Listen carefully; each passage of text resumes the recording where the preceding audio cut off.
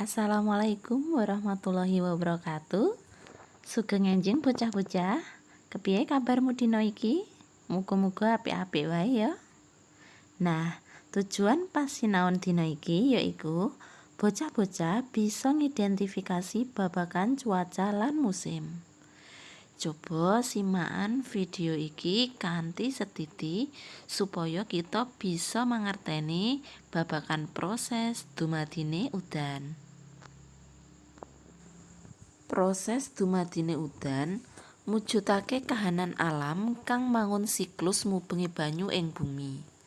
Sacara prasaja, tahapan dumadine udan iki nggambarake proses pindhahe banyu saka samudra, segara, kali, tlaga, lan sumber banyu liyane menyang atmosfer. Banjur bali maneh tumuju dataran. Panase srengenge njalari banyu kali, tlaga, lan segara nguwap tumuju hawa utawa udara.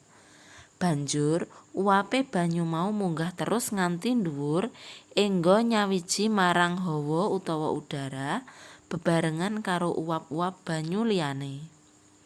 Suhu hawa kang dhuwur krana panase srengenge bakal nggawe uwap banyu kasebut ngalami proses kondensasi utawa pemadatan lan dumadi embun. Embun mangun titik-titik cilik.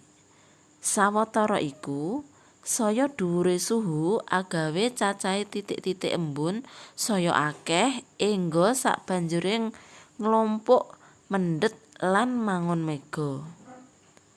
Kanthi pambiyantune angin, mega-mega kasebut lumaku tumuju papan liya. Obahe angin iki bisa agawe sawetara mega-mega kang cilik nyawiji lan mangun mega kang luwih gedhe. Banjur lumaku menyang langit utawa papan liya kang nduweni suhu luwih endhek.